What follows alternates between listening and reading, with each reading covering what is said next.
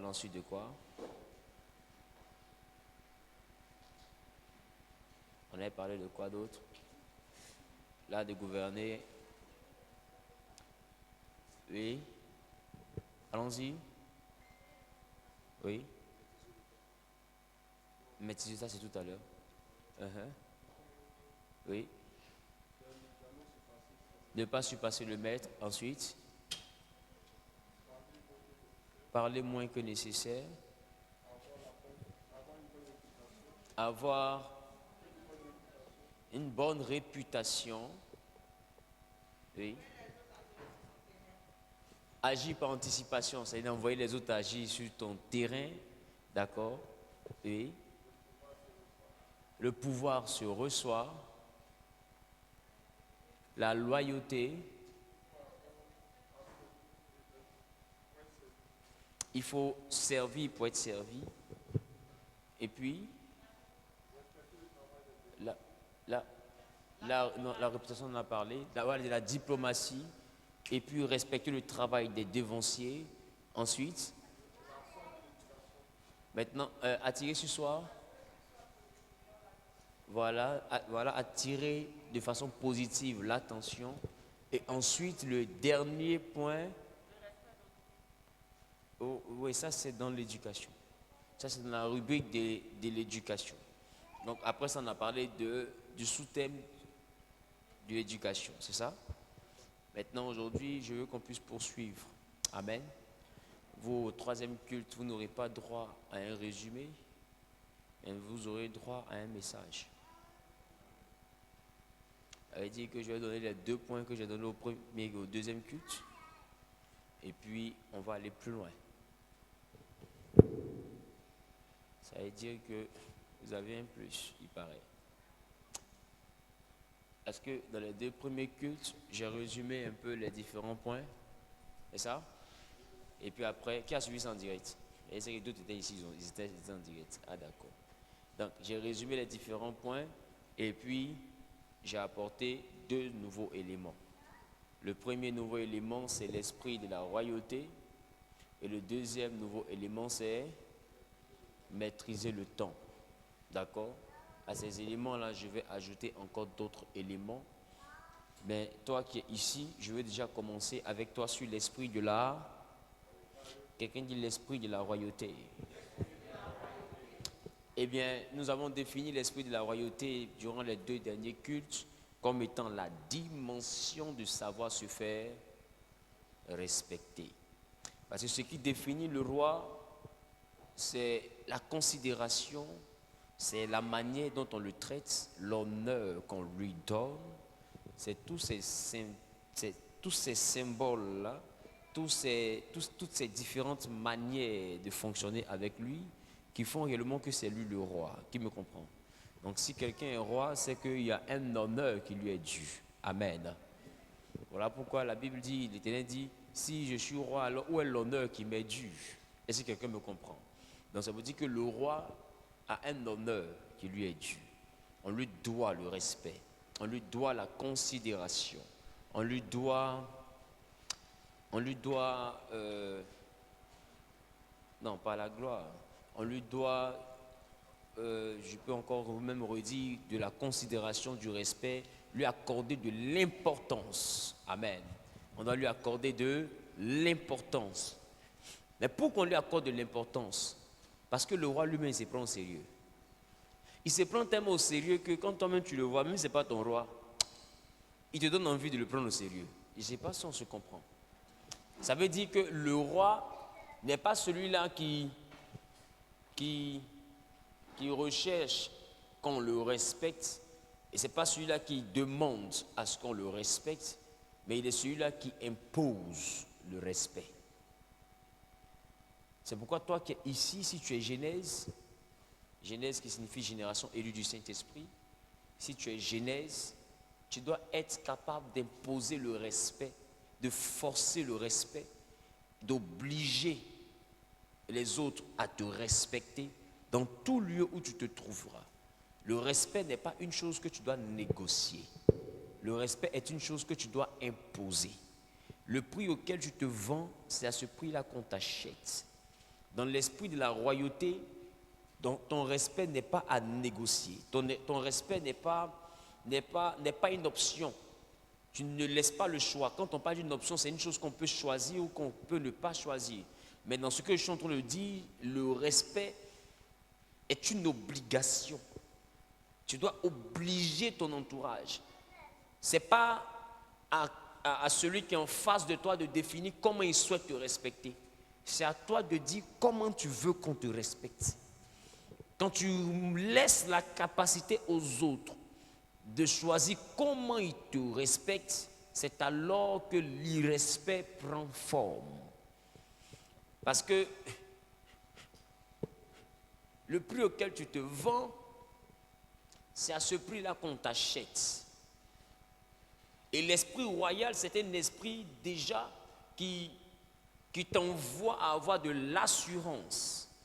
Quand tu as cet esprit-là en toi, tu n'es pas influençable par quoi que ce soit. Et quand je parle de quoi que je m'appuie beaucoup plus sur le matériel, parce que de plus en plus des personnes sont influencées par le matériel.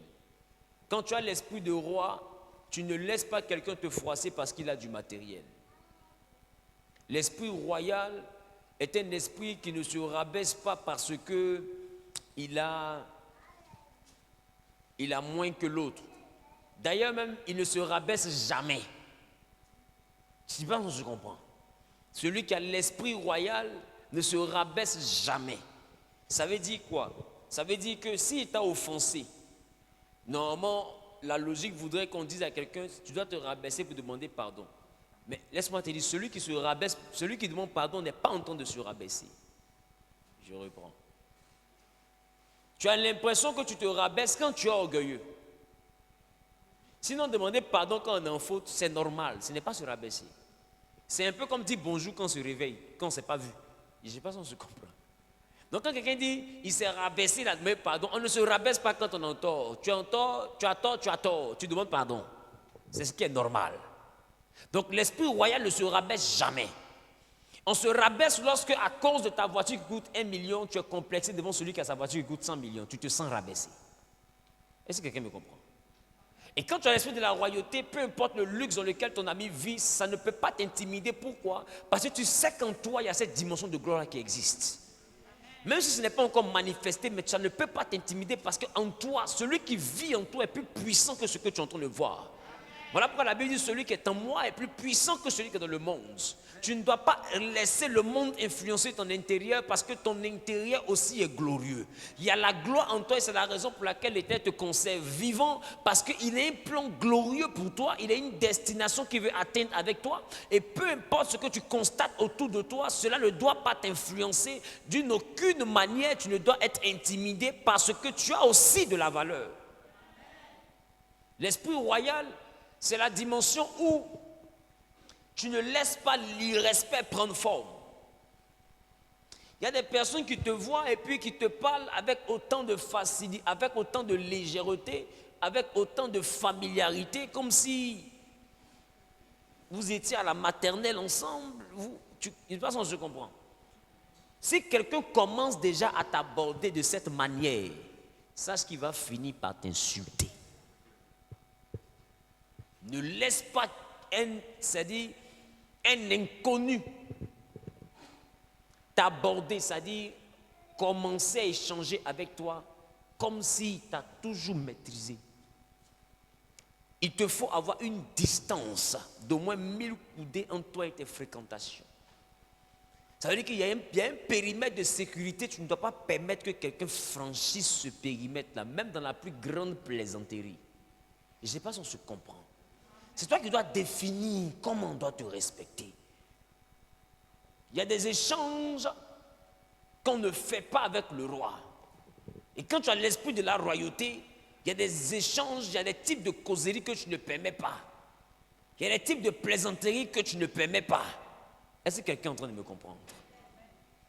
L'art de gouverner, j'ai envie de te dire que dans l'art de gouverner, c'est toi qui mènes la barque. C'est toi qui montres comment on doit te considérer. Et je prenais un exemple au premier ou au deuxième culte. Par exemple, quelqu'un qui a un événement à 18h. Et puis c'est à 14h qu'il t'invite. Et tu lui dis simplement, je ne suis pas disponible. Même si tu es disponible jusqu'à oh là là, je ne suis pas disponible. Parce que si vraiment tu voulais que je vienne, l'événement qui est à 14 h, là, tu ne l'as pas prévu à 9 h. Tu l'as prévu peut-être il y a une semaine ou il y a 2 semaines en arrière. Moi, tu me vois comment pour m'inviter à 14 h pour que je sois là à 18 h. Je suis trop chômeur, quoi. Ou bien j'ai trop faim. C'est-à-dire que je suis assis là, j'ai mis sur mon fond SOS, recherche faite. Et je ne sais pas si on se comprend. C'est le début de l'irrespect.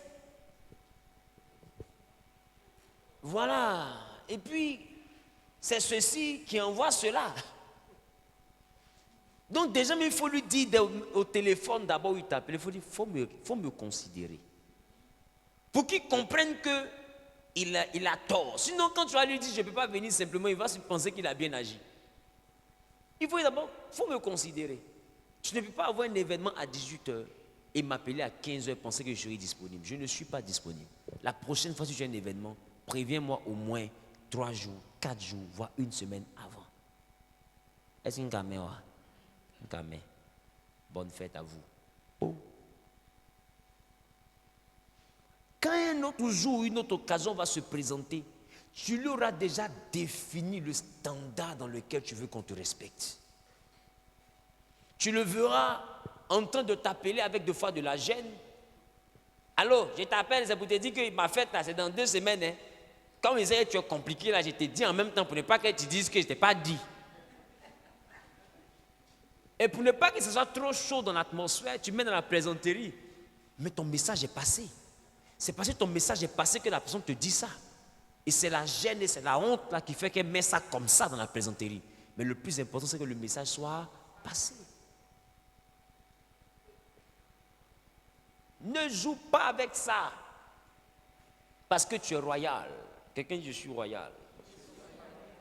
Le roi, on le considère parce qu'il sait se faire considérer.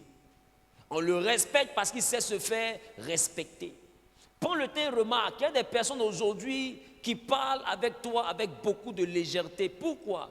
Parce que laisse-moi te dire, des fois tu leur as donné accès à des causeries auxquelles ils n'avaient pas droit avant.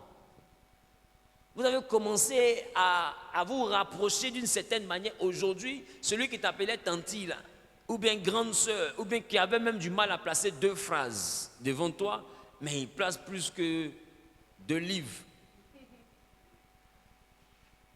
Vous êtes arrivé même à un niveau où même en plein échauffement, tu parles, il parle. Tu sens que le respect est en train de disparaître entre vous. Pourquoi? Parce que tu as supprimé une barre de sécurité. Partout où tu pars, même en entreprise, il faut veiller à ce que cette barre de sécurité-là demeure. C'est la raison pour laquelle je suis convaincu d'une chose. Il y a des choses que les gens disent sur Facebook, ils ne peuvent pas dire ça devant moi. Quelqu'un peut dire sur Facebook, ah mais c'est un enfant, hein. Mais tu ne peux pas venir dans mon bureau, t'asseoir devant moi et tu me dire, je suis ton enfant. Parce que tes enfants, tu vas mettre peinture sur eux. Tes enfants, il faut mettre peinture sur eux pour les reconnaître. Je ne suis pas ton enfant. Je suis jeune, mais je ne suis pas ton jeune.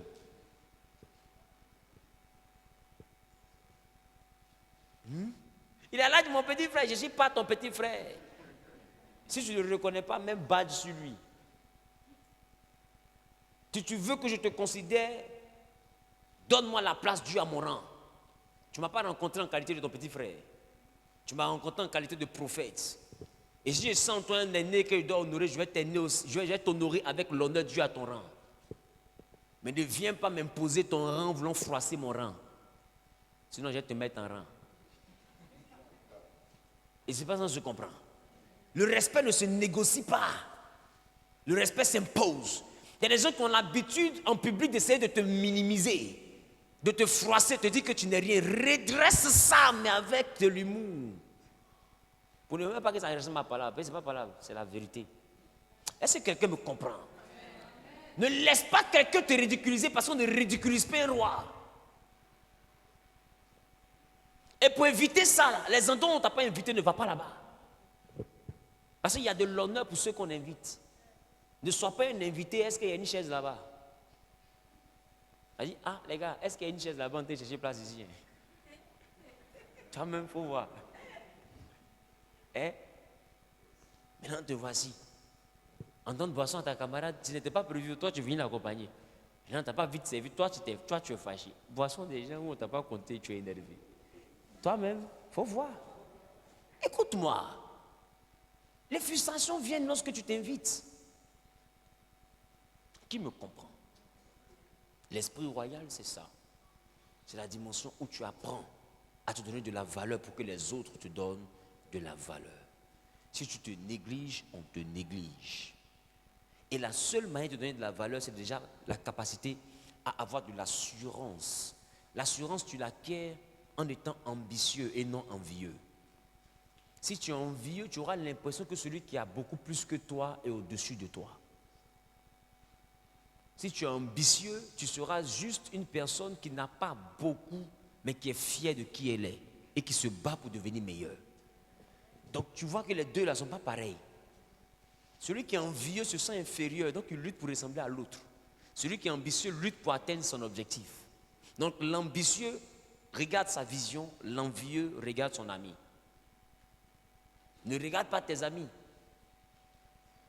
Donc, quand tu as l'esprit de la royauté, même si tu dors dans 2 chambres salon, que ta camarade est dans un domaine, quand tu arrives, c'est juste un domaine, mais ça ne t'épate pas plus que ça. C'est une maison.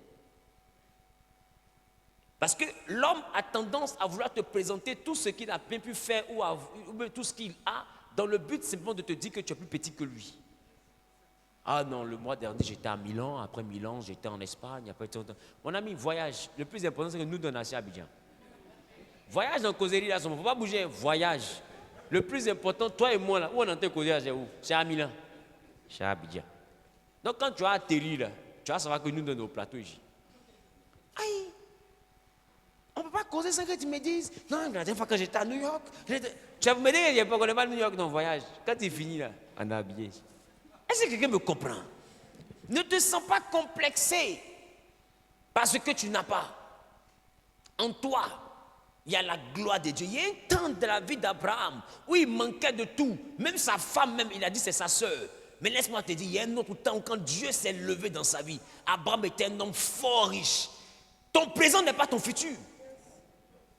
Non, ton présent n'est pas ton futur. Et celui qui a l'assurance, c'est celui-là qui est posé sur le standard de l'excellence et qui est convaincu qu'on monte, on descend. Un jour, son heure de gloire va sonner. Ce n'est pas un débat. Ce n'est pas une causerie. Ça ne demande pas l'avis de quelqu'un. Ça ne demande pas l'accord de quelqu'un. Ça demande ta foi. Il faut que tu saches qui tu es et qu'on monte, on descend. Ta lumière va briller. Cette maison que tu vois là, elle sera plus petite que ma maison, même si elle est sur 1 hectare. 1 hectare, c'est rien. Tu n'es pas né à ça. La Bible dit Élie était un homme de la même nature que nous. Quand tu es posé dans le standard de l'excellence de la royauté, tu comprends que le milliardaire est un homme de la même nature que toi. Il n'y a pas 100 bleus dans son corps pour que tu te plies en 1000 parce qu'il est riche. Qui me comprend?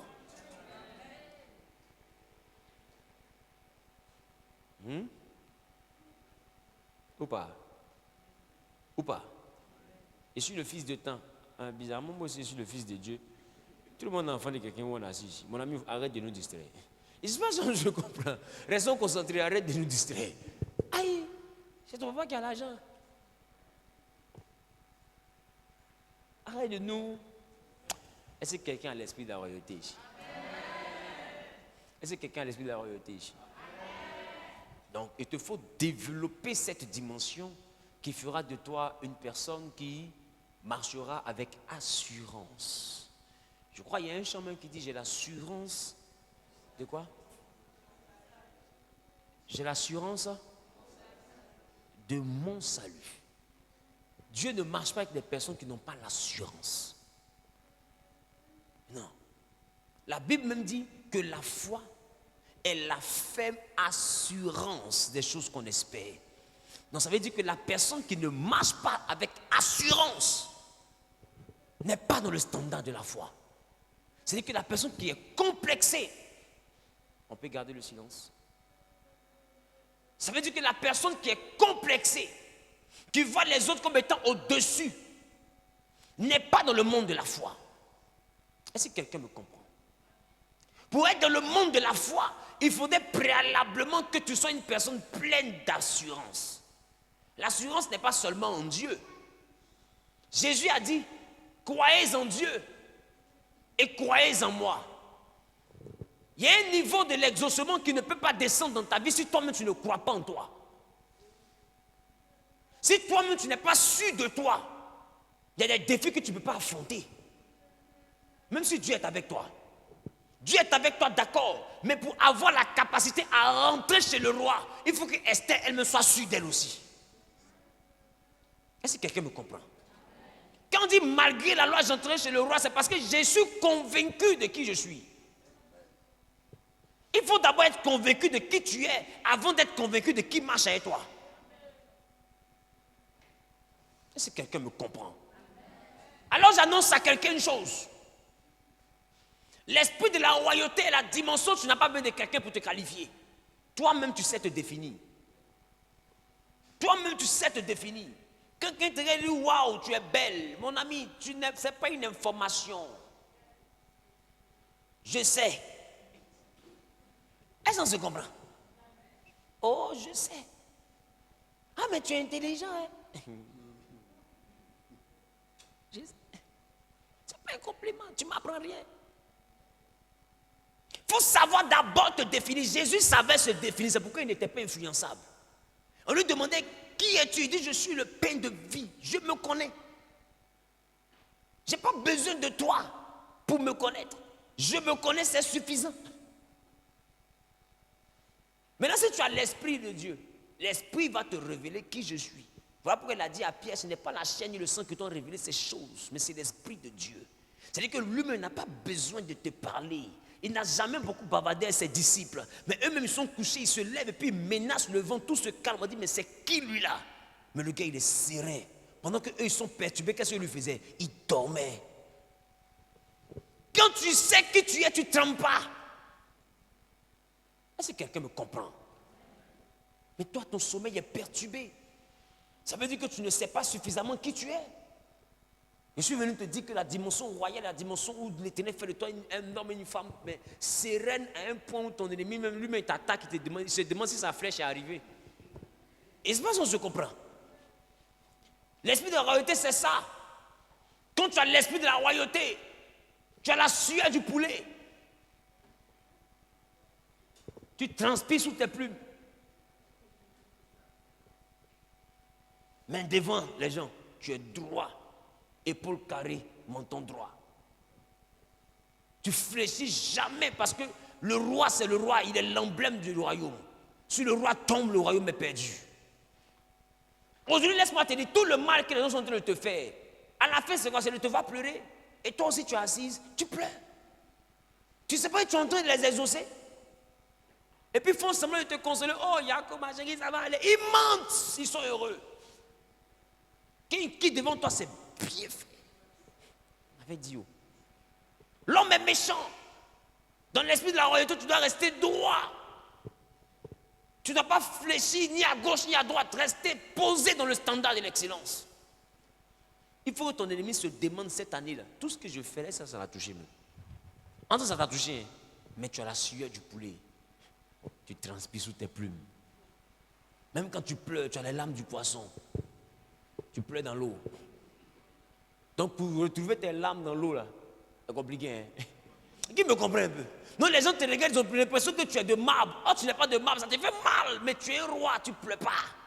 On est debout. Cette année, ne laisse pas la capacité à tes ennemis de se réjouir. Ils ont envie de rire pour se moquer, mais cette année, ils n'auront pas de sujet pour rire. Non, ils n'auront pas de sujet. Aucune partie de ta vie ne fera rire. Je le prophétise sur ta vie au nom suprême de Jésus. Que Dieu te donne la force de la royauté au nom suprême de Jésus. Que tous ceux qui méditent ta paix, qu'ils assistent à ton élévation au nom de Jésus. Pendant que tu te tiens debout, tu dis Amen plus fort que ton voisin, tu reçois.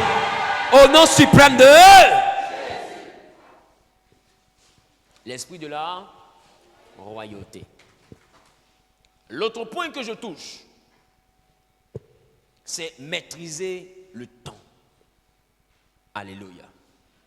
Maîtriser le temps, je l'ai défini comme étant la loi de la patience. Je l'ai défini aussi comme étant la dimension où Dans le temps, tu arrives à discerner la période, c'est le moment T. C'est ça, hein? Le cours de physique, c'est ça, non? L'instant T. Ça dit, l'instant T, c'est lui qui fait la différence. C'est-à-dire où tu arrives à définir l'instant où tu dois frapper. Est-ce que quelqu'un me comprend? On ne frappe pas à n'importe quel moment. Il y a un instant. Et pour ça, tu dois avoir la qualité du serpent. Jacob dit à son fils en Genèse 49, il dit à Dan, tu as un serpent sur le chemin, une vipère sur le sentier, qui mord le talon du cheval pour que le cavalier tombe à la renverse. Or, au commencement du chapitre, il a dit à ses enfants, venez et je vous annoncerai ce qui arrivera dans la suite des temps. Donc, Jacob n'était pas en train de les bénir, il était en train de prophétiser. Est-ce que quelqu'un me comprend? Et il dit à son fils, toi Dan, tu es un serpent sur le chemin et une vipère sur le sentier. Là où il a regardé Judas et puis il a dit à Judas, tu es un jeune lion. Quand il regarde Dan, toi tu n'es pas lion, toi tu es serpent. Donc comment tu peux bénir ton enfant avec une parole prophétique pour lui dire qu'il est serpent? Or serpent a gâté son nom. Qui me comprend? Tu as vu quand il dit serpent tout à l'heure, toi ton visage a fait fou. Qui a remarqué? Tu as remarqué ton visage? Ça s'est compressé un peu. D'accord. Maintenant lui il dit à son enfant, ce qui a été dit là, ce n'est pas une mauvaise chose, c'est une bénédiction. Est-ce que quelqu'un me comprend? Il dit c'est une bénédiction. Mais en Genèse, là, la Bible dit quoi? La Bible dit le serpent était l'animal le plus rusé. Et ça? De tous les animaux des champs que l'Éternel avait fait. Ça veut dire que la ruse était une qualité du serpent avec laquelle Dieu l'a fait. Je reprends. C'est un peu comme si tu es la plus belle femme de toutes les femmes que l'Éternel a fait. La beauté, là, c'est une qualité avec laquelle Dieu t'a fabriqué. Est-ce que quelqu'un me comprend? Maintenant, Satan utilise le serpent et sa ruse pour aller tromper Ève. Pourquoi? Parce que celui qui est rusé, c'est celui-là qui sait prendre ce qui est à toi sans que tu ne saches. C'est-à-dire, il sait renverser la situation. Il a des arguments mais qui peuvent t'envoyer à lui donner ce qui t'appartient et après tu as réalisé que tu as laissé. Je pense que je comprends un peu. Il est fort et c'est quelque chose que Dieu lui a donné. Ce n'est pas Satan. Le serpent n'était pas le diable. C'était un animal. Pas ce que la Bible a dit. C'est-à-dire que le diable a utilisé un animal qui avait une qualité. C'est un peu comme si tu es une belle femme, la beauté Dieu te l'a donnée, mais le diable utilise cette beauté que Dieu t'a donnée pour aller faire du mal. Qui me comprend? C'est la même chose. Le serpent était rusé, d'autres prêchent que la ruse est démoniaque. La ruse n'est pas démoniaque, c'est une qualité que Dieu a donnée.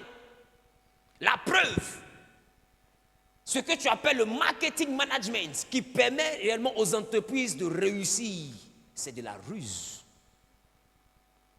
L'art de la manipulation. C'est ça le marketing.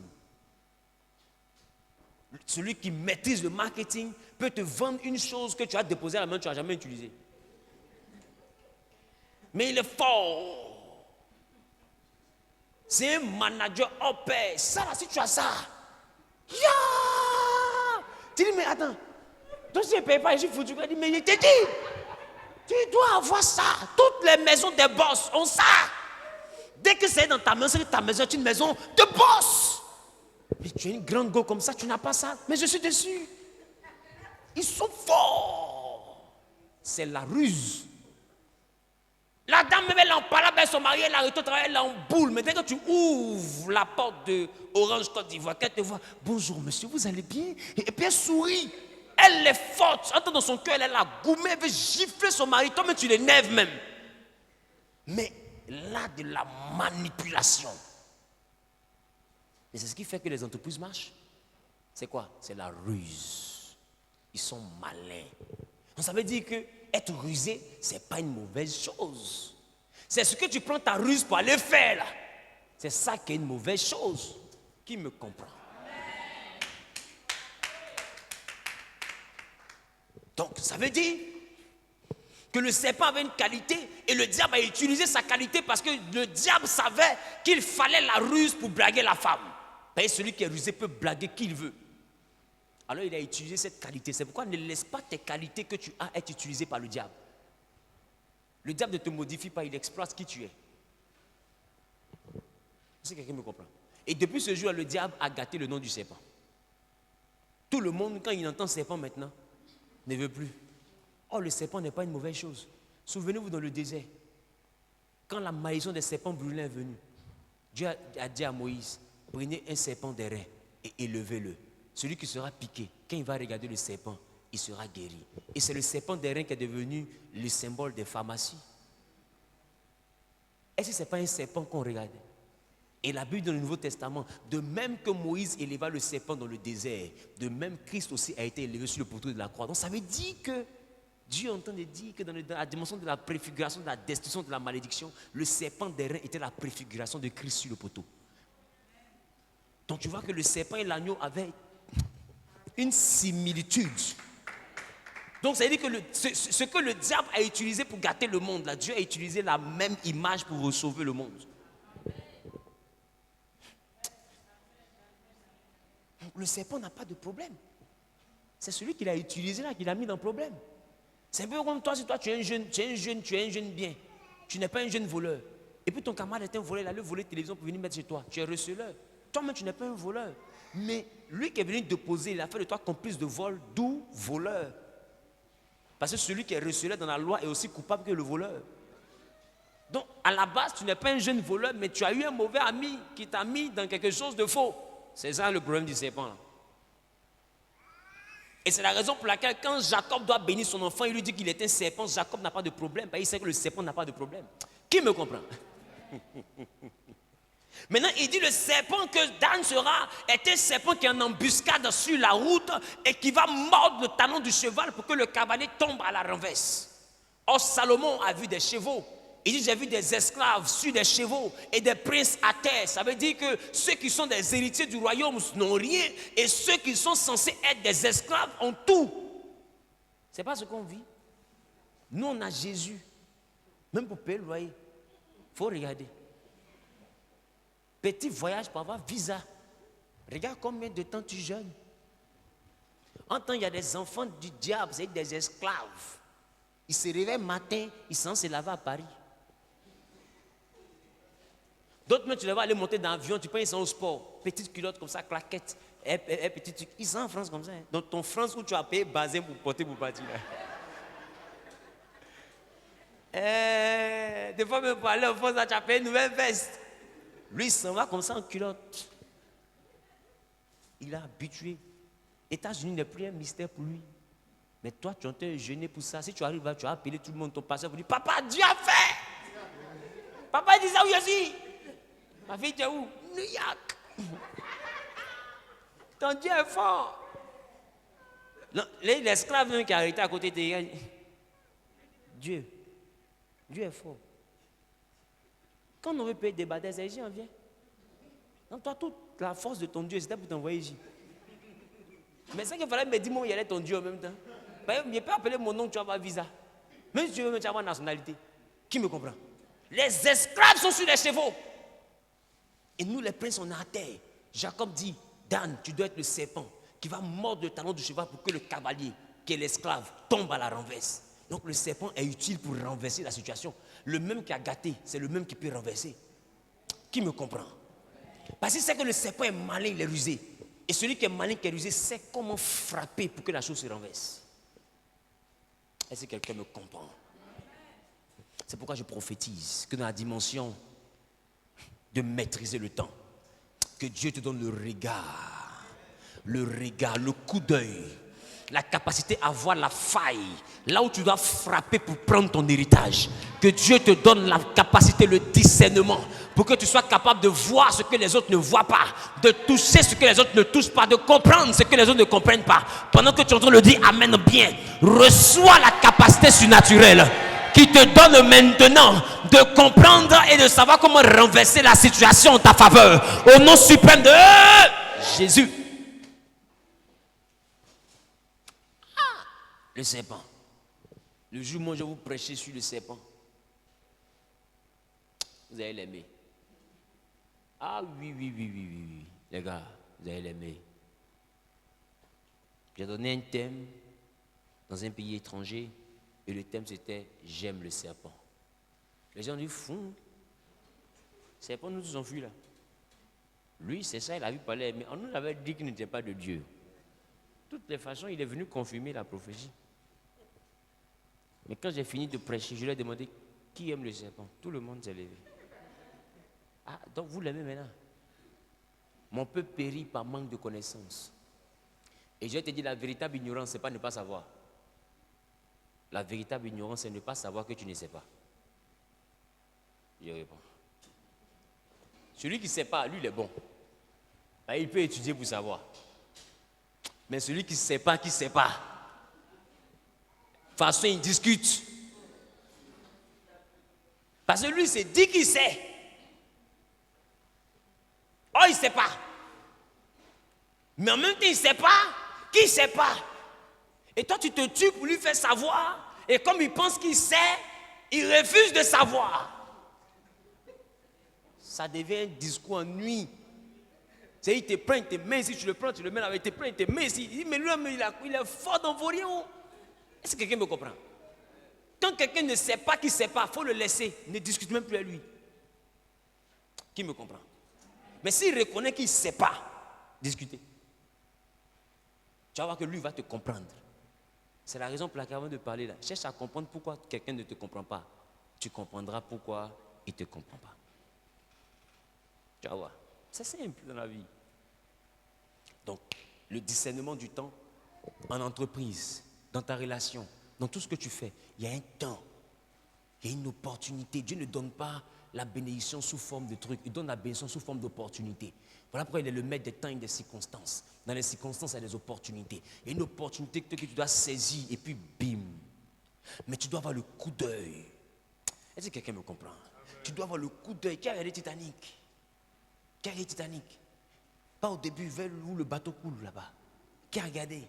Qui a regardé Titanic? On dit les femmes d'abord. Les femmes d'abord. Les hommes reculés. Les femmes d'abord. Le gars, il regarde.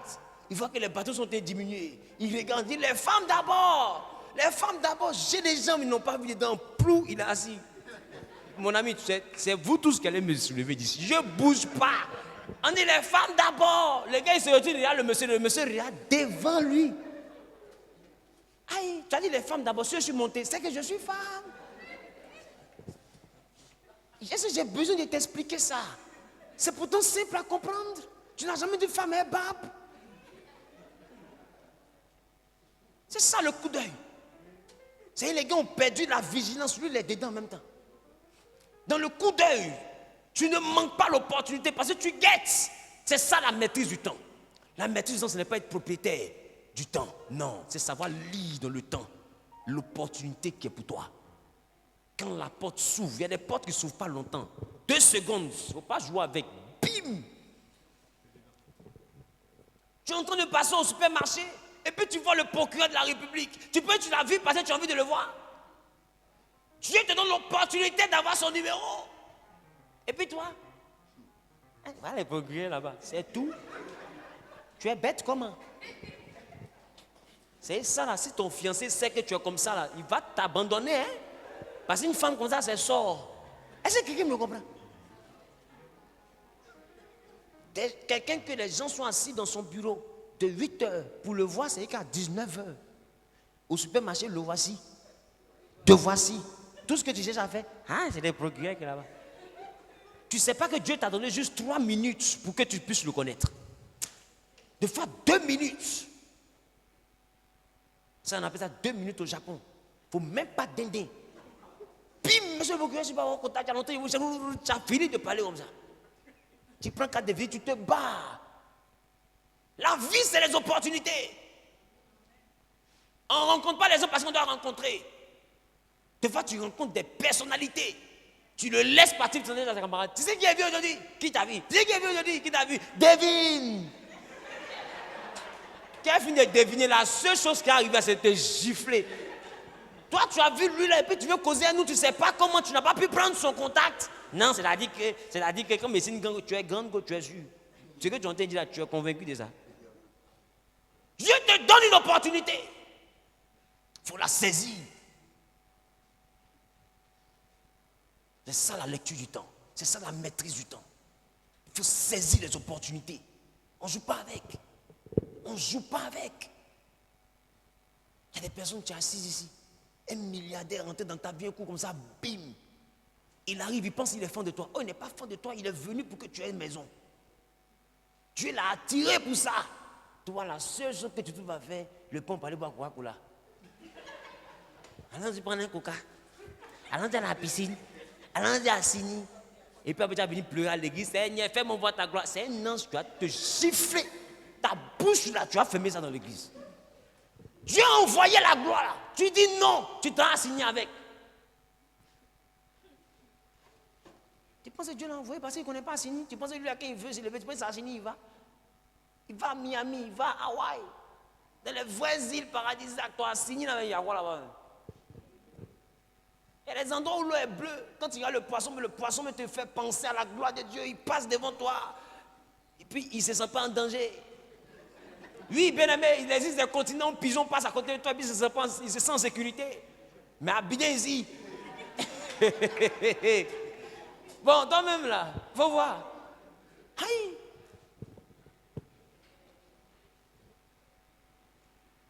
La lecture du temps, c'est tout ça. Il ne faut pas plaisanter. Joseph a eu une seule opportunité, on dit voilà, songe. Bim. Le monsieur sort, Pharaon lui demande, est-ce que tu connais quelqu'un? J'ai eu un rêve. Il dit, Pharaon, je connais quelqu'un. Pourquoi? Parce que les 2 minutes au Japon que Joseph a eu comme opportunité, là, il a marqué l'esprit du monsieur. Quand il y a eu l'opportunité, le monsieur s'est souvenu de qui? De Joseph. Ne joue pas au jeu. Ceux que tu rencontres, tu ne les rencontres pas par hasard. Ceux avec qui tu causes pas eux par hasard. Ceux que tu croises au restaurant, tu ne les croises pas par hasard. Marque son esprit. Un jour, vous allez vous croiser quelque part. Bonjour, monsieur le ministre. Mais votre visage me dit quelque chose. Oui, au restaurant, là, tu lui expliques. Il doit se rappeler. Mon ami, tu ne peux pas me dire que tu as oublié. Tu vas te rappeler. Quand j'ai besoin de toi, tu vas te rappeler. Qui me comprend? Non, toi qui es en train de jouer les grands contacts, là, tu es en train de jouer avec tes opportunités. C'est une saison dans laquelle Dieu te met.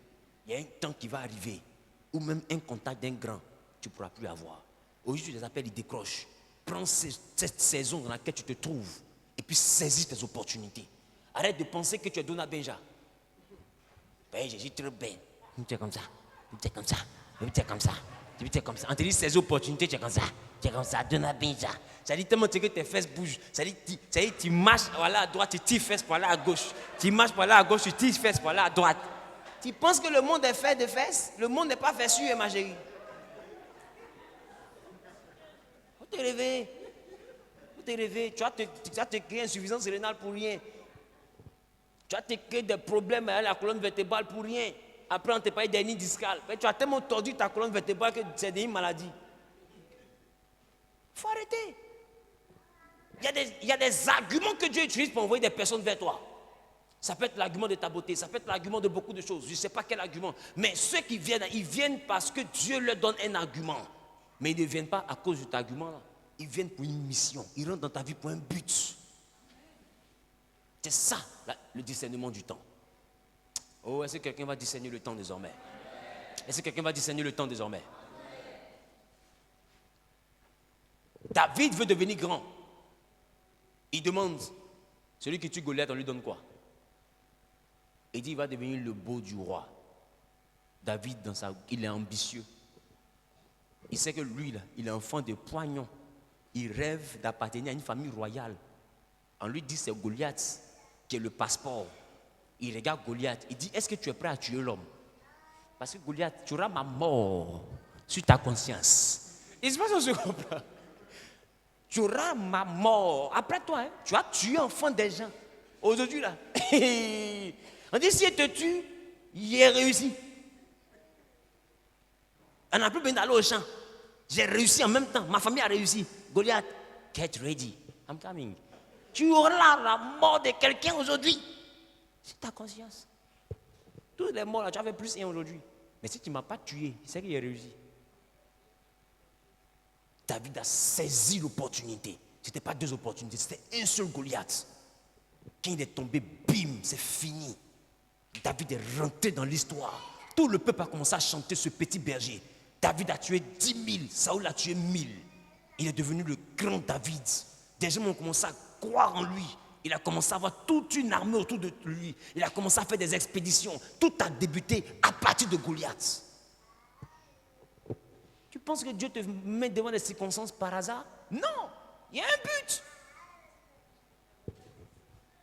Il y a un but. Que Dieu te donne le discernement. Que Dieu te donne le discernement.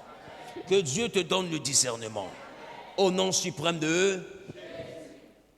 Si tu veux régner, il y a un point que je donne ici, que je n'ai pas donné aux 2 autres cultes. Il faut mépriser ceux qui veulent te contrarier.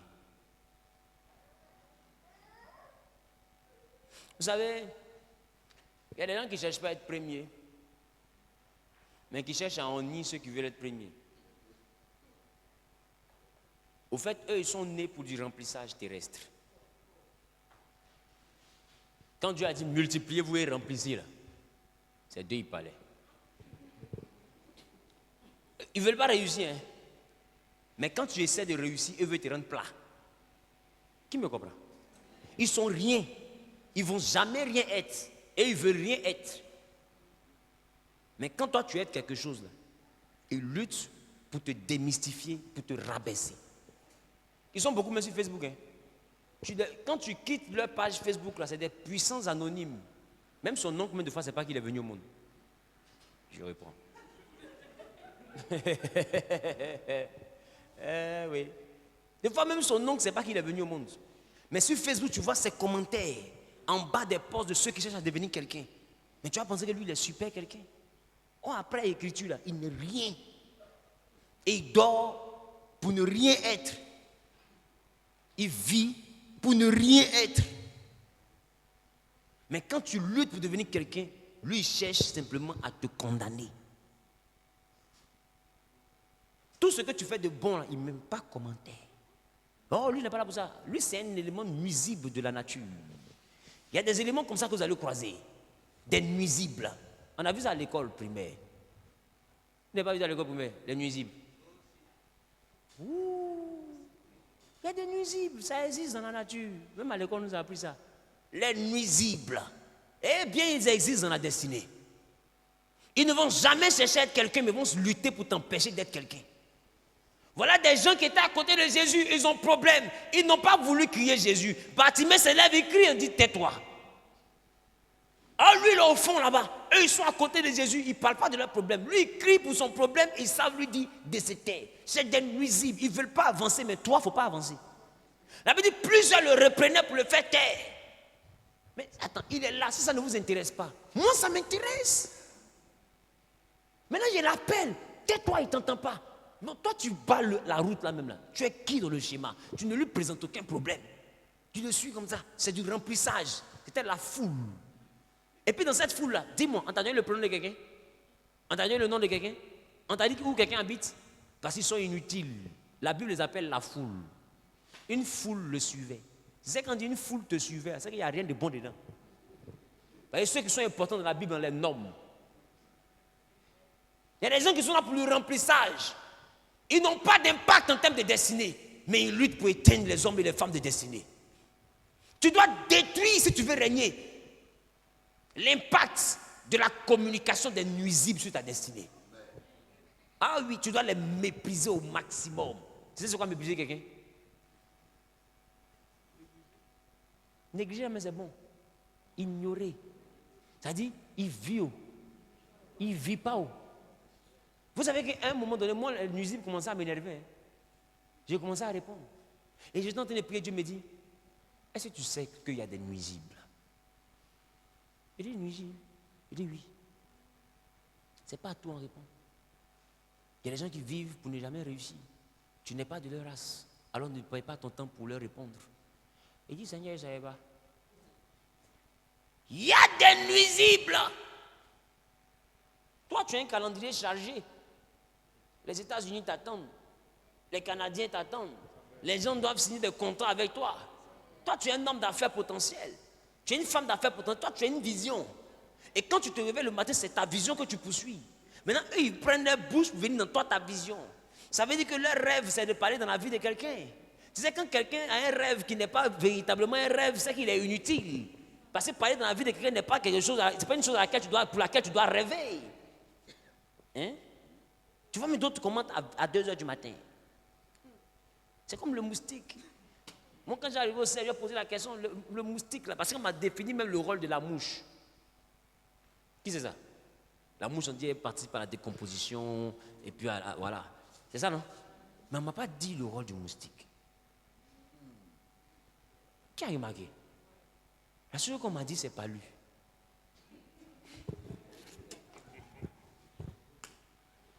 C'est la seule chose. Il y a des gens, ils sont comme le moustique. Ils ne produisent pas le sang, mais ils aiment boire sang. Ils sont inutiles dans ta destinée. Quand tu les considères, que tu les laisses t'approcher, c'est pas lui que tu vas avoir. Il n'y a pas autre chose. Ils sont porteurs de maladies. C'est la seule chose qu'ils peuvent te donner. Tu dois les mépriser, les ignorer. Il faut marcher avec des personnes qui ne cherchent pas à te contrarier. C'est quoi contrarier? Contrarier est différent de te conseiller. Celui qui te conseille ne le fait pas en public. Celui qui te contrarie, c'est quelqu'un qui veut toujours montrer aux gens que ce que tu dis est faux. C'est-à-dire, lui, il veut juste t'humilier. Il veut te froisser. Il veut que tu ressortes par la petite porte. C'est ça celui qui cherche à te contrarier. Vous avez des personnes comme ça. Le but, c'est de vous envoyer à ne plus croire en vous. Et le but, c'est d'envoyer les autres aussi à ne plus croire en vous. Ce genre de personnes, à partir d'aujourd'hui, méprisez-les. Ignorez-les. Ce n'est pas des êtres humains, c'est des nuisibles. Ils sont venus sur la terre pour remplir. Ils n'ont pas de destinée comme toi. Tout le monde n'a pas une destinée. Il y a Bartimée et là, il y a la foule qui suivait Jésus. Toi, tu pouvais être qui? Aïe. Voilà pourquoi Dieu ne nous appelle pas la foule. Il dit à Moïse, je te connais, je t'appelle par ton nom. Quand tu es important, Dieu t'appelle par ton nom, il ne t'appelle pas la foule. Dieu ne travaille pas avec la foule. Il travaille avec des individus. Tu es le choix de Dieu. Que le commentaire des nuisibles cette année ne t'influence guère. Prends les conseils de ceux qui croient en toi. Et quand quelqu'un croit en toi, il te dit ce qui peut te faire avancer. Mais un nuisible, il n'a pas de conseils, il n'a que des reproches. Et ça se comprend. Le nuisible, même si tu veux, présente-toi. Va dire que tu es gonflé. On se comprend? Sape-toi. Va dire, voilà, tout ça, on peut donner ça aux pauvres. Tu prends, tu donnes aux pauvres. Tu mets une photo, va dire, c'est que la main droite donne. La main gauche ne doit pas savoir. Le nuisible, est-ce que tu le connais? Oh! Attends, pendant que tu te sapais là, tu donnes aux pauvres. Hein? Mais comme tu n'as jamais une photo, il te dit, donne aux pauvres. Maintenant, tu dis, bon, d'accord. Comme je donne et puis tu ne vois pas là, je vais te donner puis il fait photo pour mettre. Il dit, non, quand on donne, on ne fait pas fanfare. Aïe! Tu veux quoi finalement? Le nuisible ne sait pas ce qu'il veut. Voilà pourquoi tu dois les ignorer. Sinon, ils vont te mener vers un combat qui n'a pas de sens. Est-ce que quelqu'un me comprend?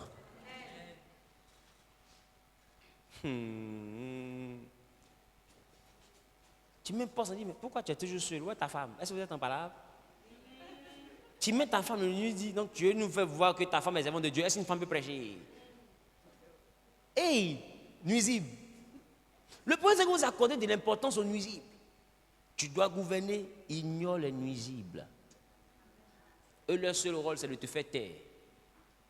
Te garder dans le silence pour que tu sois anonyme comme eux. Or, ce qu'ils oublient, c'est que toi, tu as une destinée. Toi, tu as une histoire avec Dieu. Dans le livre de vie, tu dois marquer ta génération. C'est déjà écrit. Donc, tu ne peux pas vivre comme un nuisible. Toi, tu n'es pas nuisible. Tu es né pour impacter une génération. Donc, on ne peut pas t'imposer de te taire. Tu veux que les nuisibles arrêtent de parler de toi? Tais-toi. Tu vas voir, ils vont arrêter. Arrête de vouloir réussir. Tu vas voir, ils vont arrêter. Rentre dans l'anonymat, dans l'obscurité. Ils vont arrêter. Mais tant tant que tu essaies de briller, le nuisible est là. Qui me comprend? Bien-aimé, je te dis quelque chose. Il faut mépriser ceux qui essaient de te contrarier. Je parle à quelqu'un ou pas? Je parle à quelqu'un ou pas? Il faut avoir de grandes pensées, mais de petites paroles. Quelqu'un écrit, si tu écris, lève la main, je vais te voir. Il faut avoir de grandes pensées, mais de petites paroles. Parce que laisse-moi te dire, quand tu as de grandes idées, que tu les exposes, l'être humain a tendance à croire que tu te fais voir. Donc dans ton discours, tu dois être sobre. Mais dans tes pensées, tu dois être un géant. Est-ce que quelqu'un me comprend? Est-ce que quelqu'un me comprend? Tu ne dois pas prendre le temps de définir tout ce que tu veux faire. Parce qu'ils disent de te prendre pour quelqu'un de prétentieux. Non, tu as dit quoi? Tu es mieux que nous, quoi. Tu es trop intelligent, quoi. Ils pensent que je comprends. Non. Reste grand dans tes pensées, mais dans tes paroles, sois sobre. Si quelqu'un me comprend. Et au moment de l'action, tu marqueras la différence. Pourquoi? Parce que tu ne seras pas en train d'agir selon ta parole, mais tu seras en train de reproduire tes pensées. C'est là qu'ils vont comprendre que tu étais avec eux, mais tu n'avais pas la même taille qu'eux.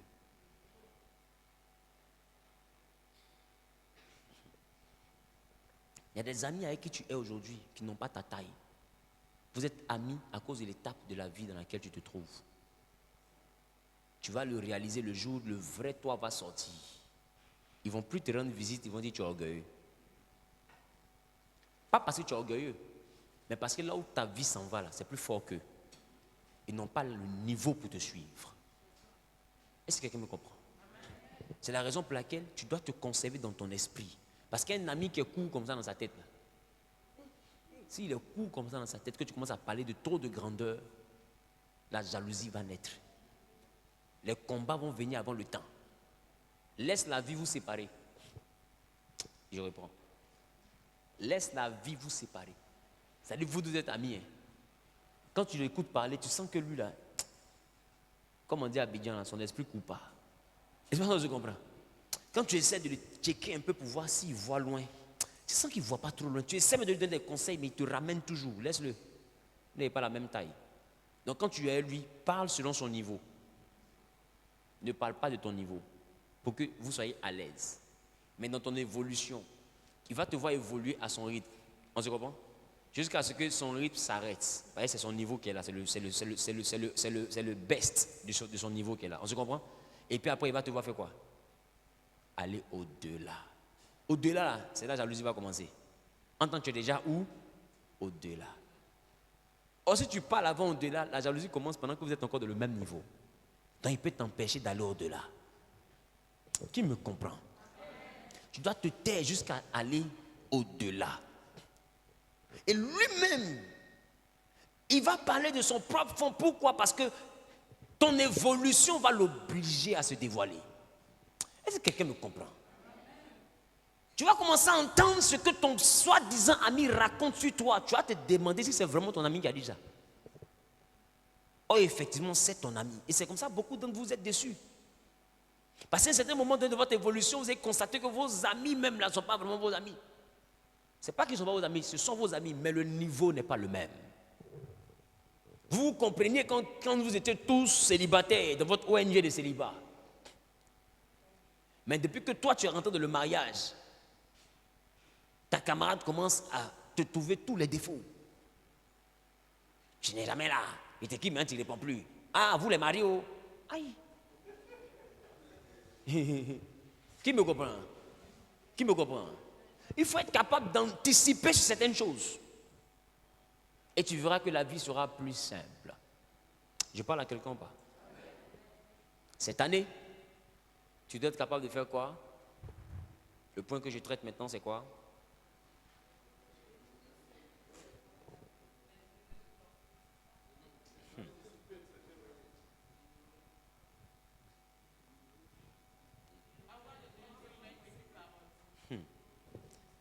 tellement de choses que je ne sais même plus ce que j'ai dit.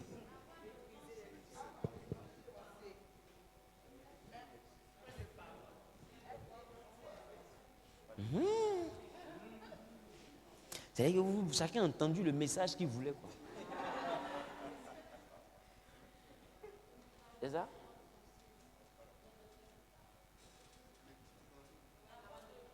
D'avoir de grandes pensées et de petites paroles. Voilà le point sur lequel je me trouve. J'ai parlé d'abord de l'esprit royal. Ensuite, j'ai parlé de la maîtrise du temps. Après la maîtrise du temps, j'ai parlé de mépriser ceux qui peuvent te contrarier. Et là, je suis au niveau d'avoir de grandes pensées, mais des paroles sobres. Vous avez vu le message que vous avez écrit? C'est pas moi qui prêcher tout ce que vous avez dit. Amen ou pas? Qui apprend? Qui apprend? À qui ça fait du bien? Écoutez, c'est pas tous les jours que vous faites onction, onction, onction, onction, onction, onction. Ça là, c'est un peu comme de l'air qu'on met dans un ballon. Si ce ballon-là n'est pas colmaté par la parole de Dieu, l'air là va s'échapper. Est-ce qu'on se comprend? C'est comme un pneu, il y a un creux à l'intérieur.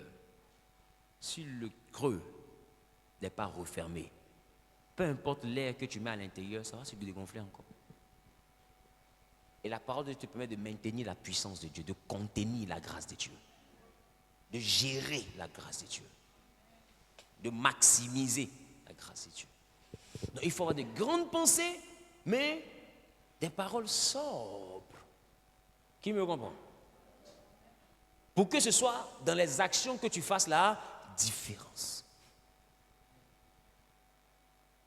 Et j'ai envie de te dire, si ton niveau commence à éloigner certaines amitiés de toi, ne les oblige pas à rester.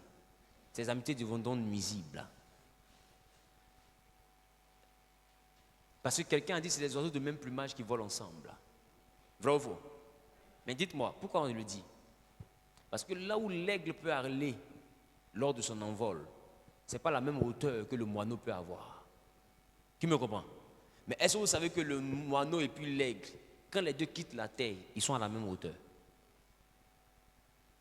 Amen. Est-ce que vous savez que le moineau et puis l'aigle, quand les deux quittent la terre, ils sont à la même hauteur? Parce que quand ils sont au sol, chacun au niveau 0. Quand ils s'élèvent, chacun au niveau 1 mètre. Quand ils s'élèvent, chacun au niveau 2 mètres. Donc le moineau peut penser que lui peut voler comme l'aigle. On se comprend? Donc des fois tu marches avec des moineaux. En temps tu es un aigle. En temps peut-être le moineau lui va s'arrêter à 10 mètres. Donc jusqu'à 9 mètres, il peut se prendre pour un aigle. Jusqu'à 9 mètres et demi, il peut plaisanter encore avec. 10 mètres, il sent qu'il commence à s'étouffer un peu. Ses ailes commencent à prendre, il y a un peu trop de courant d'air. Et pense qu'on se comprend un peu. Quand il arrive à 11 mètres, il voit que toi qui es l'aigle, là, tu es à l'aise maintenant. Mais lui, il est en train de mourir, il doit redescendre. On se comprend? Donc du coup, la vie va vous séparer naturellement. Il va rester dans son leven. Et toi, tu vas aller au-dessus. Et quand toi, tu vas au-dessus, il peut y avoir une autre catégorie d'amis, mais qui sont des pigeons. Là où le moineau s'est arrêté, le pigeon, lui, il arrive à aller à 15 mètres peut-être. Ou à 20 mètres. Et l'aigle aussi va jusqu'à 20 mètres. Donc le pigeon pense là-bas, à ce niveau-là, que l'aigle est son camarade. Oh, ils volent ensemble, mais ils ne sont pas camarades. Après ça, le pigeon est bloqué à 20 mètres, il voit que l'aigle s'élève à 25 mètres. Donc du coup, il regarde au-dessus, il voit que l'aigle en haut, il dit, mon ami, va, moi je t'attends ici. Le jour où tu redescends, notre amitié va... En temps, tu ne vas jamais redescendre. Parce que toi, tu montes pour aller de gloire en gloire. Non, il y a des amitiés qui vont rester à leur niveau. Tu ne peux pas les obliger à aller vers toi. Soit tu vas les faire mourir ou ils vont t'empêcher d'évoluer. Parce que pour rester avec le moineau, tu dois être capable de rester dans les 10 mètres où lui peut nager. Il peut voler plutôt.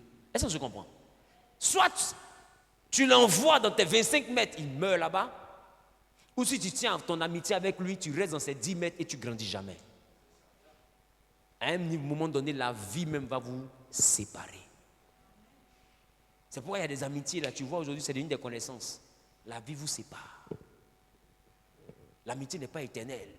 Elle est rattachée à un niveau. Quand le niveau bouge, il y a des amitiés qui disparaissent. Pas parce que vous n'êtes plus proche, parce que vous ne voulez plus dans la même sphère. Est-ce que quelqu'un me comprend? Et tu évolues comme ça jusqu'à ce que tu te retrouves au sommet de ton art. Et quand tu es au sommet de ta destinée, le pigeon il lève la tête, il te regarde. Et lui là, c'était mon ami. Hein. Le moineau s'il regarde en haut là, il dit, c'est que tu vois en haut là-bas, des points là. On a décollé ensemble. Hein? Et dès qu'on a quitté, nous en bas ici. Et il est en haut là-bas. Ça vraiment, ça va. Lui là, il a dit vendre son âme. Parce que comment quelqu'un peut s'envoler aussi haut? Pourquoi? Parce qu'il ne peut pas faire ça. Donc il se dit que comme lui ne peut pas, donc personne ne peut. Or ce qu'il oublie, c'est que Dieu a créé les animaux selon leur genre et leur espèce. Il y a des endroits où toi tu ne peux pas voler, mais ta camarade peut voler là-bas. Vous êtes amis pour ce temps-là, mais vous n'êtes pas de la même espèce. Est-ce que quelqu'un me comprend? À un moment donné, il faut être capable de retrouver le groupe qui a le même plumage que toi. Si tu restes dans un autre groupe, soit tu n'évolues jamais ou tu les fais mourir. Il y a deux cas. C'est comme amitié entre chat et puis poisson. Le chat et l'eau, c'est déjà un problème. Mais il aime le poisson. Ces poissons même, il mange et puis c'est doux. Vrai ou faux? Mais il ne sait pas pêcher. Qui remarque? Donc, c'est-à-dire qu'il aime poisson, mais où poisson vit, il ne peut pas partir là parce qu'ils n'ont pas le même niveau de vie.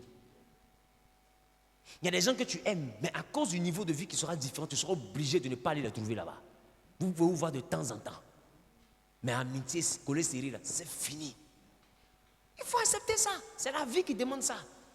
Tu n'obéis pas à ce principe, tu auras tes yeux pour pleurer. Alléluia. Est-ce que je parle à quelqu'un? Est-ce que je parle à quelqu'un? Est-ce que je parle à quelqu'un? Alléluia. Donc, il faut être capable de faire quoi? De penser librement et de parler de façon très modeste. Pour ne pas que tes amis soient frustrés par la grandeur de tes pensées. La hauteur de tes projets peut créer la jalousie autour de toi. On se comprend?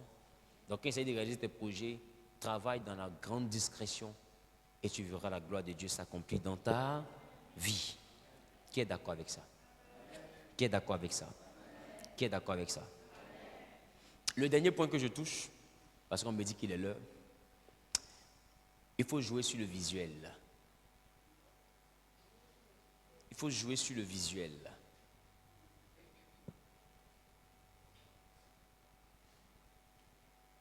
L'écran. Oui. Il faut jouer sur le visuel. Dieu a dit à Samuel, et c'est là que je termine, l'homme regarde à l'apparence. Moi, Dieu, je regarde au cœur. Donc ça veut dire que si tu veux plaire à Dieu, soigne ton cœur. Tu veux plaire aux hommes, soigne l'apparence. Si tu veux plaire aux deux, soigne l'apparence et le cœur. Qui me comprend? Jésus a été haï parce que la Bible dit qu'il n'avait rien pour attirer nos regards. Mais les regards regardent quoi? L'apparence. Les gens avaient le problème avec son apparence. Tu veux régner? Est le visuel de quelqu'un qui peut régner. Commence à t'habiller comme un responsable. Commence à te comporter. Commence à te traiter comme une femme qui peut gérer. Est-ce que quelqu'un me comprend? Travaille sur ton visuel. En Abidjan, ils ont dit qu'il faut te prendre au sérieux. On se comprend? Et je dis, ma copine, tu fais faux. C'est pas aller au supermarché, tu as pêché sur ta main, ma chérie, c'est pas le bonheur qui te. On est amis, mais on n'a pas la même vision. De toute façon, il sort là. Voilà talon, voilà tu il met peu au mot. Au-dessus comme ça, pêcher. Tu ne peux pas. Même si elle veut se marier, ce n'est pas n'importe quelle onction de mariage qui est venue vers elle. Parce qu'il y a une dimension de prétendants qui vont regarder comme ça là. Bon. C'est pas mieux aller chercher mon cache-nez. Ça dit à Corona. Est-ce que quelqu'un me comprend? Parce que lui-même, quand il regarde l'apparence là, il sait que. Elle voit loin. Qui me comprend? Tu ne dois pas plaisanter avec ton apparence. Est-ce que vous savez que par rapport à l'apparence, on peut te considérer? Et par rapport à l'apparence, on peut te minimiser, te fragiliser, c'est te froisser à un point où toi-même tu vas te demander si tu es quelqu'un. Et à cause de ton apparence, tu es obligé d'expliquer aux gens qui tu es pour qu'on commence à te respecter. En temps, il y a un type de présentation que tu aurais pu avoir.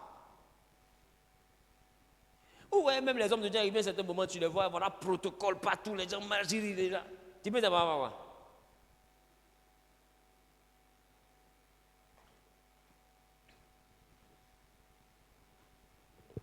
L'apparence, c'est ce qui envoie le respect. Dieu t'a béni, tu es un grand homme de Dieu, il n'y a pas de problème. Tu entends marcher au carrefour là. Ah, ça lui a dit quoi? Tu peux dire bon bah. Oh, c'est mon gars, il est voir sur Facebook. Tu peux dire bon bah. Mais dis-moi, tous les hommes que vous voyez, ils sont grands, ils sont simples. C'est ça non? Mais tu es sûr que tu peux le voir dans la rue comme ça et puis l'appeler? Tu sais pourquoi? Parce que quand tu vas le voir descendre, tout le protocole qui est autour de lui, même si toi-même tu as envie de l'appeler, là, ton cœur se coupe. C'est quoi qui fait que tu le respectes? L'apparence. Il a travaillé sur ce qui est autour pour forcer ton respect. Je ne sais pas si on se comprend. L'apparence. Je ne parle pas de ton maquillage, je parle de l'apparence. Tout le système que tu mets autour de toi. La mystification. Voilà, c'est le mot que je peux utiliser. Est-ce que quelqu'un me comprend? C'est important, l'homme ne respecte seulement que ce qui le mystifie. Sur les hommes de Dieu, vous pensez qu'ils ne peuvent pas marcher comme ça, tu peux marcher. Vous les voyez combien de fois là-bas? Ils peuvent le faire. Mais ça va les démystifier.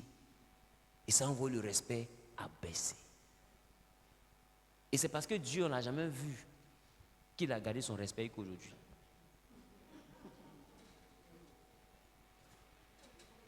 Et quand lui-même, pour que tu le respectes, il te dit, tu ne peux pas me voir et vivre. Il t'effraie en même temps. C'est pas qu'on se comprend. Il dit, hey, si tu me vois, tu vas mourir. C'est lui qui te dit quoi? Je ne suis pas n'importe qui. Tu ne peux pas me voir zéro pointé comme ça. C'est trop simple. Qui me comprend? Donne-toi un genre. Oh, je dis, donne-toi un genre. Tu vas voir que les enchères vont commencer à grimper autour de toi. Donne-toi un genre. Tu vas voir que ce n'est pas n'importe qui qui va commencer à t'approcher. Tu es comme l'aimant. Là où tu te poses l'aimant, c'est là-bas il attire le fer. Quand tu te donnes un genre, il y a des endroits que tu fréquentes. Toi-même, tu sais que tu n'as pas beaucoup d'argent, mais tu t'en donnes un endroit, on va Coca-Cola 15 000. Tu prends un coca, c'est ta concentration qui est sur la table. Qui c'est? C'est toi? Qui va le dire? Tu prends un coca. Et ce coca-là, il est l'alpha et l'oméga de la soirée. Et tu sais pas si on se comprend. Alpha et oméga. Depuis dans la serveuse, elle regarde voir que le coca ne finit pas. C'est un coca immortel qui est là. Dis-moi, est-ce que tu penses que tu arrives à être ta petite voiture? C'est pas une grosse voiture, mais petite voiture, bien propre. Tu es bien présentable. On se comprend? Tu as ta carte de visite. Il y a un niveau là. Tout ça, c'est dans l'apparence. Il y a un niveau, on ne dit pas prends mon numéro. On dit voilà ma carte. C'est pourquoi les boss, même vous savez si tu es de leur niveau, je peux avoir la carte. C'est pour savoir si l'apparence, si les conditions de l'apparence sont remplies. Est-ce que quelqu'un me comprend? Il y a un truc. Dans la grandeur, il y a un truc. Il y a tout un arsenal que tu dois mettre autour de toi pour qu'on te considère. Toi, tu arrives comme ça, je continue la prière. Prie. Tu ne vas pas t'arrêter, hein? Prie. Qui me comprend? Tu dois travailler sur le contour. C'est un art. Hein? Qui voit qu'il y a travail dedans? Tu dois travailler sur le contour. Aïe. Des fois, tu n'as pas beaucoup d'argent, mais il y a une montre que tu as achetée cher. Pas pour aller à la boulangerie. Hein? Ce n'est pas la montre qu'on porte tous les jours. Tu t'es concentré, tu as acheté un parfum cher. C'est pas n'importe quoi. Non, tu le gardes. Ce parfum-là, c'est le parfum de l'autel. C'est le jour où tu portes ça, c'est que l'animal sera immolé. Qui me comprend? Non! Tu ne t'emmerdes pas, tu cherches un sac, tu n'as pas beaucoup d'argent, mais un sac! Ce sac-là, c'est la concentration. Tous tes sacs font 10 000, mais le seul là, il fait 200, quelques mille, 300 000. Est-ce que vous savez qu'il y a des gens qui gagnent des marchés pour ça? Il arrive comme ça. Le boss me met assis. Non, je suis le responsable de l'entreprise. Quand il dépose sa montre comme ça, bim. Le boss, il regarde, il connaît. D'accord? Il regarde la chose, il regarde. Tout ça, ça fait partie du management. Et pendant qu'il te regarde là, directement, il commence à t'accorder du crédit. Bah, tu t'es déjà mis dans un standard. Tu as venu porter un habit de balles qu'on a cassé pour parler de marché de millions.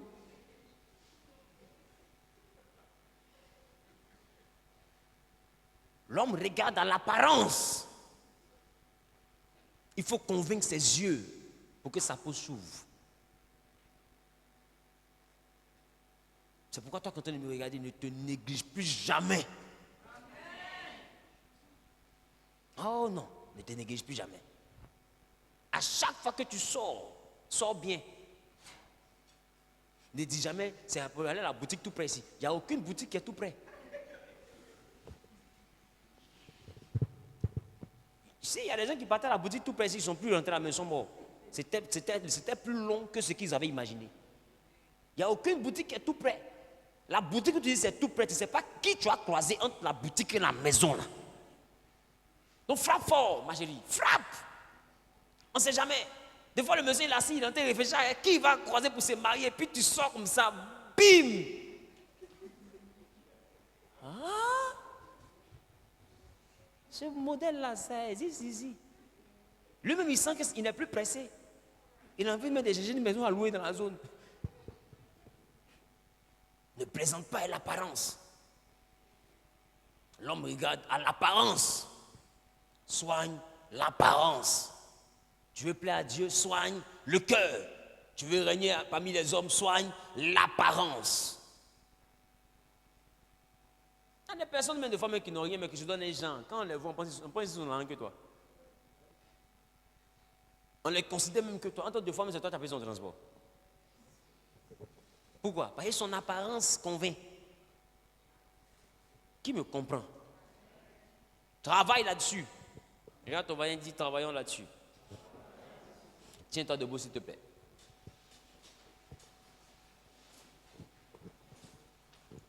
Il nous reste 5 minutes. On finit à 15h15 minutes, le dernier culte. Tu vas élever, tu vas prier le Seigneur, qui te donne l'esprit royal et qui t'accorde réellement la capacité à pouvoir maîtriser le temps. Élève la voix et parle à Dieu.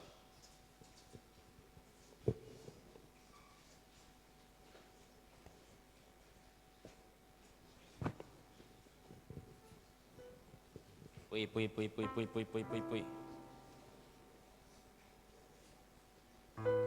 Parle à Jésus.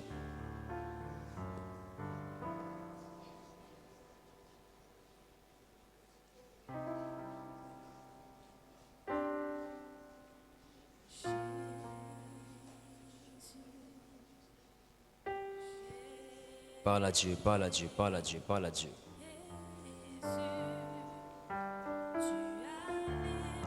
Laissez tes brocantes à rabrailler les bouchers.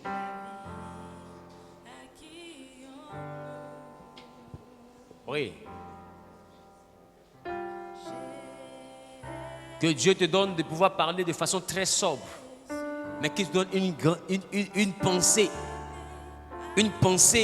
fertile, une imagination fertile, des projets de grands, qu'il élargisse ta vision. Parle à Dieu. Les qui te brochent, abrailler les bossés. Oui. Parle à Dieu, parle à Dieu, parle à Dieu, parle à Dieu.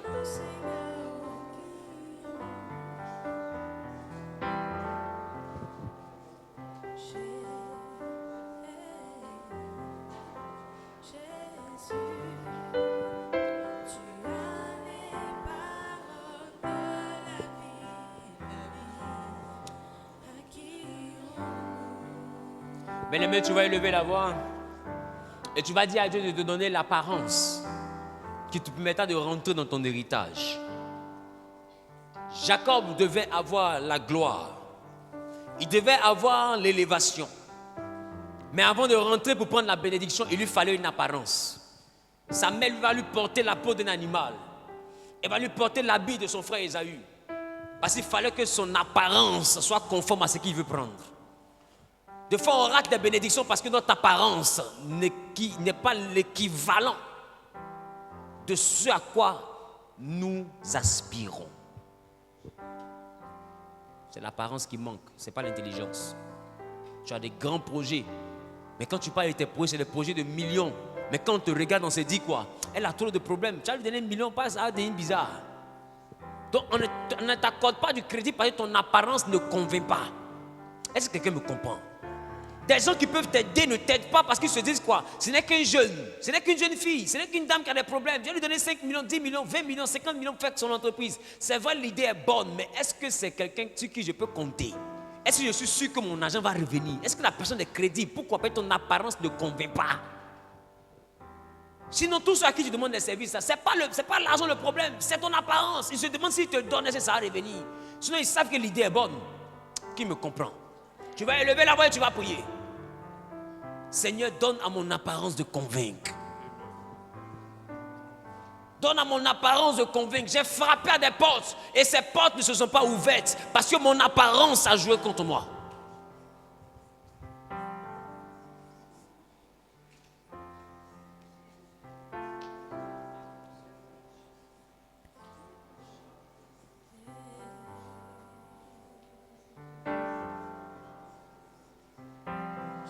Parle à Dieu.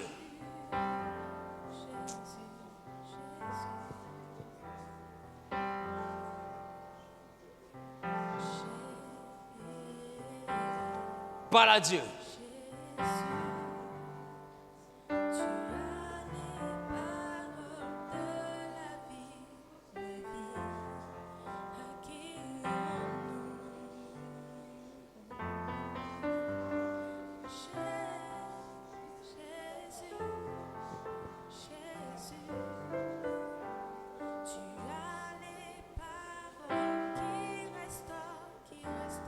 Il y a des personnes que tu rencontres qui peuvent te donner ce qui peut te sortir de ton problème. Mais ils te regardent, ils te donnent 100 000, 50 000, 20 000. Ils se disent que c'est ce que tu mérites.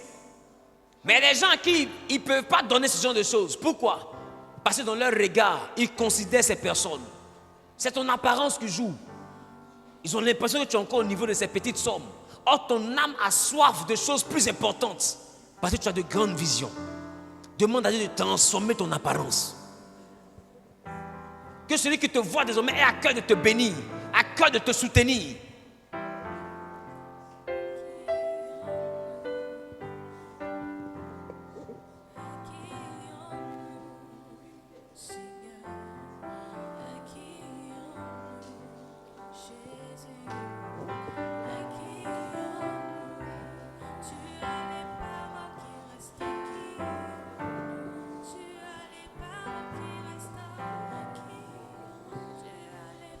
Tu sais ce que tu mérites, mais on ne te donne jamais ce que tu mérites.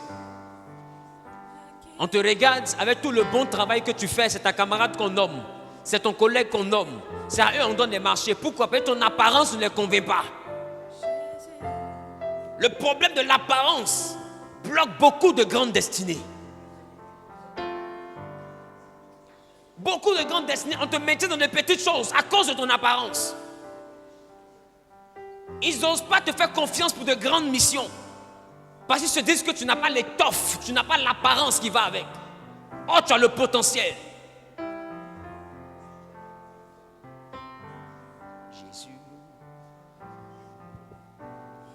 Jésus, tu as les paroles de la vie. Jésus, tu as les paroles de la vie. Jésus, tu as les paroles de la vie. Jésus, tu as les paroles de la vie. C'est pourquoi je veux t'adorer. À qui irons-nous?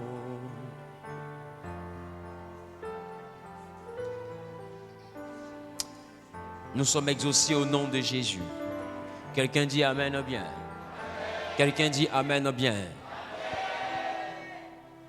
Bien-aimé, si tu es passé par les eaux du baptême, tu restes debout. Tu n'es pas passé par les eaux du baptême et tu ne te sens pas encore prêt pour passer par les eaux du baptême ou même accepter le Seigneur, tu restes assis. Maintenant, toi qui es dans cette salle, qui veux faire la paix avec le Seigneur, tu veux un nouveau départ avec lui.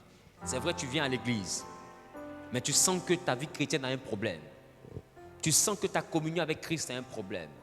Tu veux une opportunité pour te réconcilier avec lui, pour aller c'est-à-dire sur une nouvelle base avec le Saint-Esprit. Viens devant. Viens devant. Je vais prier avec toi et je vais prier pour toi. Et tu as à cœur aussi de passer par les eaux du baptême, devenir une nouvelle personne. Tu as à cœur de relever le grand défi avec le Saint-Esprit. Viens devant. God.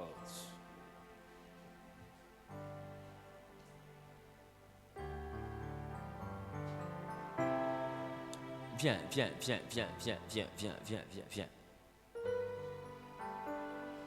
Tu sais, c'est une bonne chose de venir à l'église, mais c'est la meilleure chose que de donner sa vie à Jésus. Et venir à l'église n'est pas synonyme de chrétien. La Bible dit, l'Éternel va appeler ses fils, Satan aussi va venir avec lui. Avec eux plutôt. Donc c'est pour te dire que bien aimé, que tu viennes beaucoup à l'église, ça ne signifie pas que tu es forcément enfant de Dieu. Je ne veux pas qu'on te confonde aux agents du diable qui viennent à l'église. Parce que toi, ton cœur veut le Seigneur. C'est pourquoi tu dois le lui dire officiellement. Vous dites, Seigneur, je ne suis pas venu pour plaisanter. Je suis venu parce que je veux te connaître. Je suis fatigué de ma situation. Viens devant. Viens devant, s'il te plaît. Pendant que nous sommes en train de prier, déplace-toi et viens. Il dit, si tu entends ma voix, n'endurcis pas ton cœur. La vie chrétienne est une décision. Passer par les eaux du baptême, c'est une décision. Jésus même a été baptisé. Parce que le baptême n'est pas seulement que la rémission des péchés. Jésus n'a jamais péché. Non, il a eu la rémission de quoi? Le baptême n'est pas la rémission des péchés seulement. Le baptême, c'est le commencement d'une nouvelle vie. Parce qu'avant ça, il était Christ, le fils du charpentier. Mais quand il a fini de passer par les eaux du baptême, c'est ce jour-là que pour la première fois, Dieu va rendre témoignage de Jésus publiquement. La Bible, une voix se fit entendre. Et Dieu a dit, celui-ci est mon fils, en qui j'ai mis toute mon affection. Écoutez-le. Qui se rappelle de ça? Donc c'est pour dire qu'avant ça, Dieu n'a pas rendu un témoignage public. Il présentait des songes aux gens. Mais après le baptême, il a parlé publiquement. Parce que le baptême te permet aussi d'accepter Dieu publiquement. Donc lui aussi se prononce aussi publiquement. Si tu marches avec Dieu dans le secret, il sera avec toi dans le secret. Personne ne saura aussi qu'il est là.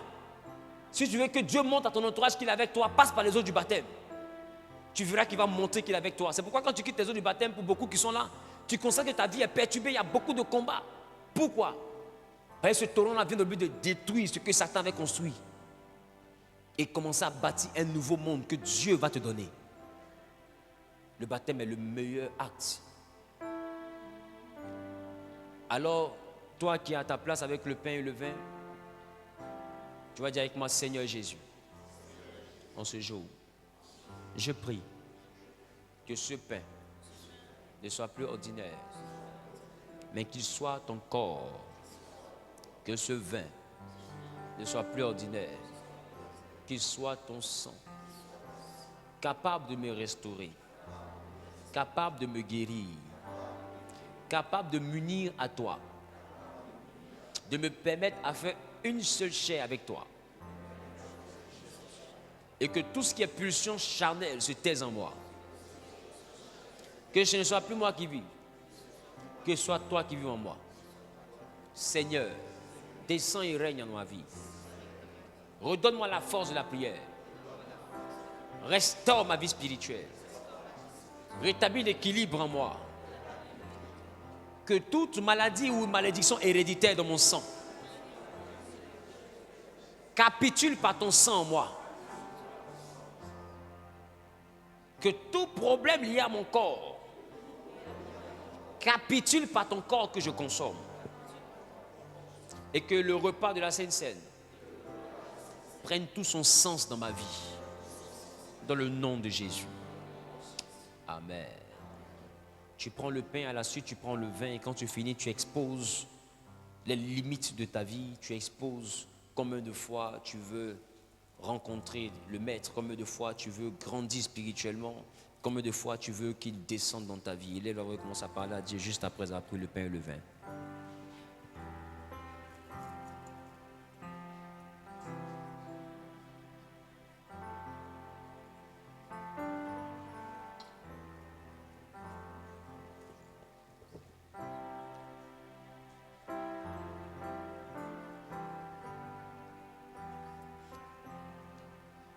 On laisse maman finir d'écrire. Bien-aimé, parle à Dieu. Waouh, quelle présence. Merci Saint-Esprit.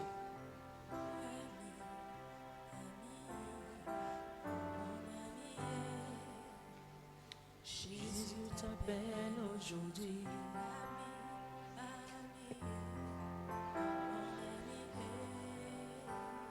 Jésus t'appelle aujourd'hui. Jésus t'appelle aujourd'hui. Jésus t'appelle aujourd'hui. Répétez après moi. Seigneur Jésus, ce matin, devant l'autel et devant l'assemblée, je décide de t'accepter comme mon Seigneur et mon Sauveur personnel. Accorde-moi la vie éternelle. Marque-moi de ton sceau royal. Écris sur moi ton nom. Seigneur Jésus, donne-moi la lumière afin que les ténèbres se dissipent autour de moi. Je veux marcher en nouveauté de vie. Sois avec moi. Au nom de Jésus. Amen. Dieu vous bénisse. Ils ont pris le contact. On va vous contacter et puis on aura le temps d'échanger. D'accord? Dieu vous bénisse. On peut apprécier Dieu pour leur vie. Amen. Si tu es ici pour la toute première fois, tiens-toi debout s'il te plaît. Pour la toute première fois, tu nous visites. Tiens-toi debout s'il te plaît. Waouh. Est-ce qu'on peut bénir Dieu pour la vie des nouvelles personnes? Amen. Que Dieu vous bénisse. Tout à l'heure, je vais pouvoir avoir au moins, même si c'est 2 minutes, même si c'est 1 minute d'entretien avec vous. Je vais prendre le temps de prier pour vous. Déjà pour le fait que vous soyez venus. J'espère que le temps de prière vous a fait du bien et que la paix et la grâce soient avec vous au nom de Jésus. Donc tout à l'heure, je vais vous voir, d'accord? Et puis je vais prier pour vous, d'accord? Et puis si on doit se programmer des rendez-vous, on se programmera des rendez-vous. Veuillez vous rasseoir s'il vous plaît. Tu vas récupérer ton offrande, tu viens avec ta dîme, tu viens devant. On va faire rapidement le service des offrandes et des dîmes, puis on va prier pour la fin.